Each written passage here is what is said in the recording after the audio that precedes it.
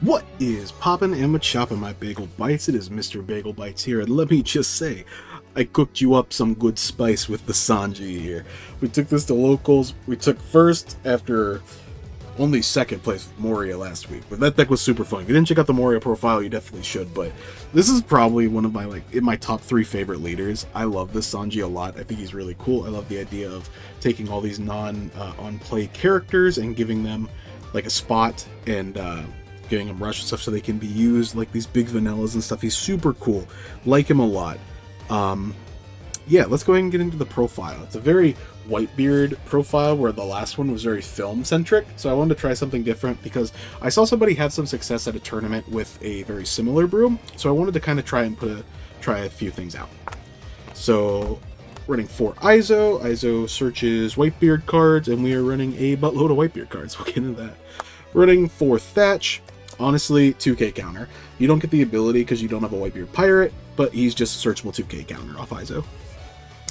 Running 2 Sanji. Sanji is really good in Sanji, surprisingly, because you can take a life card, so it can help set up for, we are playing Roger, but a lot of the time it's just a 2k counter, but you can put this down and then take a card, he gains 2k power, and then he is like 7k, because he also gives two rested Dawn, so he's just like a 7k that can swing on play off of Sanji ability, so he's really cool.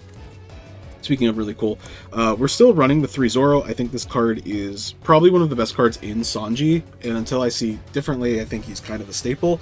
He comes down, he's 3, you attach 1 Dawn to him, so you do it on your off or on your on turn, so when you have 4 Dawn. So literally on your second turn, you can just drop him down, have a Dawn, he's swinging for 7 as well, you don't have to take a life, kind of like the Sanji does. He doesn't have a 1k counter or anything, but he's still really good, and swinging 7k for 4 Dawn on like turn 2 is really good. More 2k counters. We're running a buttload of 2k counters. But for Jozu, Jozu's really good. He also can get the rush because he doesn't have an on-play ability, so you're not getting it through your thing where it's based on your life, but you can kind of get the same idea by giving him the 1 Dawn and getting rush off of the leader, if you need to. It did come up. Really cool. 2 Atmos. Atmos was really cool. He was a 1k, which was nice, but honestly, just 4-drop 6 was really strong on turns that I like had the Zoro, or could like drop a 6 or like a 5 and him. So he was honestly really cool. I like that most. I might bump his count up a bit. 3 Ace. You don't have a Whitebeard leader, so you don't game rush, but you do. So you still get that because he doesn't have an on play. And then like his ability where he can just stop himself from being destroyed by minusing 2k is really strong.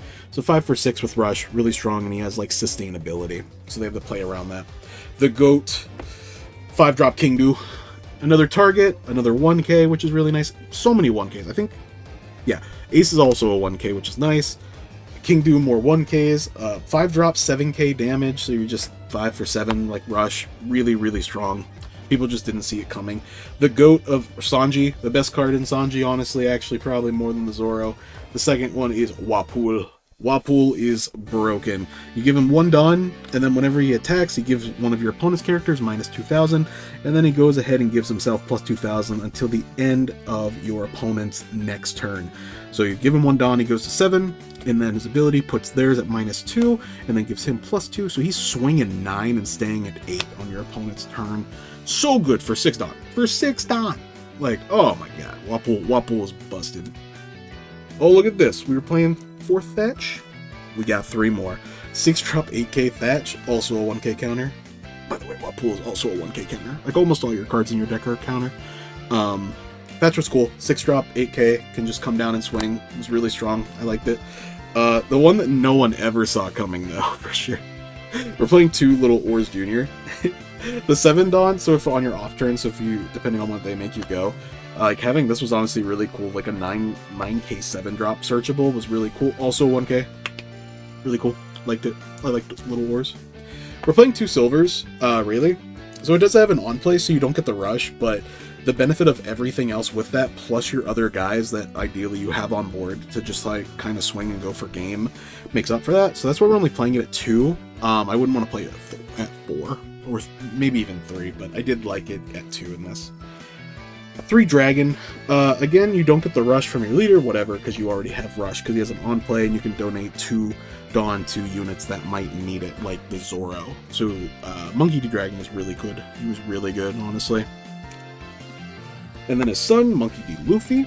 He's just an 8k, so he fits under this. So an 8 drop 9k with Banish, which is really good to close out games, so you don't have to worry about their last card being like a trigger, which we played against Enel today, and we hit their last card was, of course, you know, the 0 cost event that is escaping my head right now, but we went ahead and saved this for that, and then went in swinging to the Banish, and they're like, well, can't do anything about an 11k swing off that.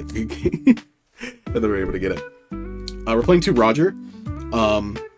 Yeah, 10k, he has rush, so you don't worry about that. And then if your opponent activates a blocker, you just win the game if either of you have 0 life. So he's really cool. 13k too. With the Sanji, you can get down a little bit lower, but otherwise you're just kind of going, because you're a 5 life leader. You're Spano color, so you're just able to do stuff. But that rounds out the characters. Now we'll go into the events. We are running 2 Kick Course, really cool event. So, you know, I'm sure most people do, but if you don't, you can discard a card and it's a 0 cost event, and then one of your guys gains 3k. It's really good because a lot of the time with Sanji, some of these guys are really big drops, so having Kick Course to kind of offset that does help a lot. So I'm only playing 1 and 0 cost events. We played 3 Rad Beam. Rad Beam's really good. Once you get lower, it's a 4k for 2, or 4k for 1, otherwise it's a 1 for 2. And then it has a trigger, which is kind of cool. It doesn't really come up, but it's cool. And then to finish out, we are playing Tu Diablo Jambe. Just to cinch games if you're playing against a lot of blockers, that way you can just make sure that you can like donate like 9 Dawn to your leader and just swing, which is really cool.